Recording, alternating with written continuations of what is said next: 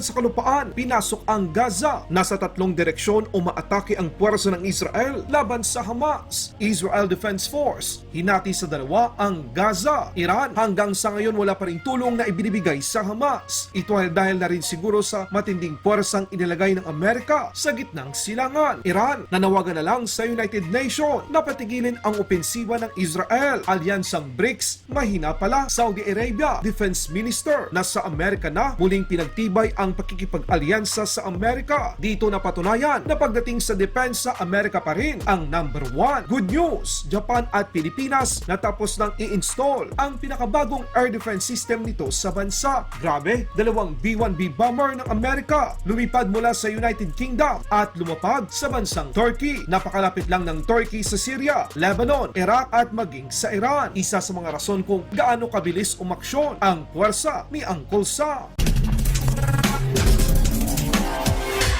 Bago pa man simula ng Israel Defense Force ang kanilang tinatawag na ground offensive sa Gaza, nagbabala na ang Iran na tutugon ito kapag itinuloy ng Israel ang nasabing operasyon. Pero ang babala ng Iran ay walang epekto. Ikinasa ng Israel ang ground invasion sa Gaza sa paniniwalang ito ang solusyon upang masigurong walang matitirang Hamas sa mundo. Ipinakita ng Israel Defense Force ang napakaraming mga main battle tank, armored personnel carrier at iba pang mga sasakyan pandigma sa panahon ng pagpasok nito sa Gaza. Isa-isang sinuyod ng militar ng Israel ang lugar kung saan nagtatago ang mga kalaban sa pagpasok ng opensiba ng Israel sa Gaza. Ilang araw pa lang ang nakalipas, isang hakbang na akala ng mga kalaban tulad ng Iran at Hamas na hindi kakayanin ng puwersa ng Israel. Ayon sa open source, ang mapang ito, ang kulay asul ay nagpapakita ng operasyon ng Israel sa loob ng Gaza. Kung inyong mapapansin sa larawan, nasa tatlong direksyon umaatake ang puwersa ng Israel sa lokasyon ng Northern Gaza. Sa mga nagtatanong kung ano ang ginagawang hakbang ng Iran upang pigilan ang Israel, hiniling ng Iran Foreign Ministry spokesperson sa United Nations na tigilan na ng Israel ang opensiba nito, isang patunay na dahil sa lakas ng puwersa ng Israel at Amerika hanggang sa mga oras na ito, hindi direktang nakikisali ang puwersa ng Iran sa digmaan.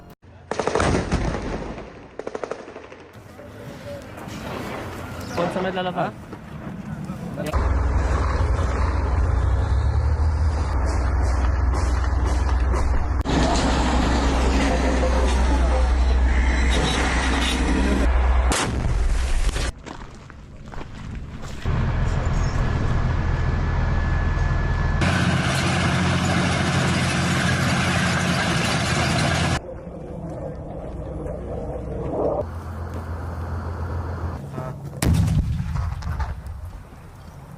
Sa ibang balita naman mga kabayan, kinumpirma ng US Department of Defense na dumating na ang Saudi Defense Minister sa Amerika para sa napakahalagang mga pag-uusap. Ang Ministro ng Depensa ng Saudi Arabia na si Prince Khalid bin Salman ay nakipagpulong kay US Secretary of State Antony Blinken noong Miyerkules sa Washington, D.C. Isang pagpapakita mga kabayan ng alyansang BRICS ay hindi ganon kalakas kung alyansa ang pag-uusapan. Ilang beses ipinakita ng Saudi Arabia sa Amerika ang kanilang katigasan. Pero nang dahil sa kakayahan at kung gaano kabilis dumating ang mga kagamitan sa pandigma ng Estados Unidos para suportahan ang kaalyado, biglang balik Amerika na naman ang Saudi Arabia. Tinalakay nila Prince Khalid at Secretary Blinken ang mga pagsisikap na pahupain ang tensyon sa gitnang silangan. Sa gitna ng patuloy na digmaan ng Israel at Hamas sa Gaza, ang dalawang ministro ay nagsagawa ng pag-uusap kung saan sinuri nila ang makasaysayang pagkakaibigan sa pagitan ng Saudi Arabia at Amerika. Muli nilang pinagtibay ang estratehikong partnership ng dalawang bansa sa sektor ng militar at depensa. Tinalakay ang mga paraan para palakasin at pahusayin ang relasyon at itinampok ang mga nangungunang panrehiyon at internasyonal na tungkulin ng dalawang bansa sa pagkamit ng pandaigdigang kapayapaan at seguridad. Balitang Pilipinas naman tayo mga kabayan. Good news! Japan ipinakita ang unang air defense radar na kanilang na-deliver at na-install dito sa Pilipinas. Ayon sa Japan, ang pampubliko at pribadong sektor ay magpapatuloy na magkakaisa para sa paghatid ng natitirang dalawa pang air defense radar para sa Pilipinas at para mapalakas pa ang defense cooperation sa pagitan ng Japan at Pilipinas. Kabilang na ang defense equipment at technology cooperation. Sa bansang Japan, maraming salamat. Grabe talaga mga kabayan ang Amerika. Hindi lamang mga barkong pandigma, super carriers, fighter jets ang kanilang idineploy sa gitnang silangan para masigurong hindi makikisawsaw ang ibang mga bansa sa digmaan ng Israel at Hamas Hamas dahil maging ang kanilang dalawang B-1B bombers na ipinadala mula sa Air Force Base sa Texas patungong United Kingdom ay nakuha na ring lumipad at naglanding pa sa paliparan ng bansang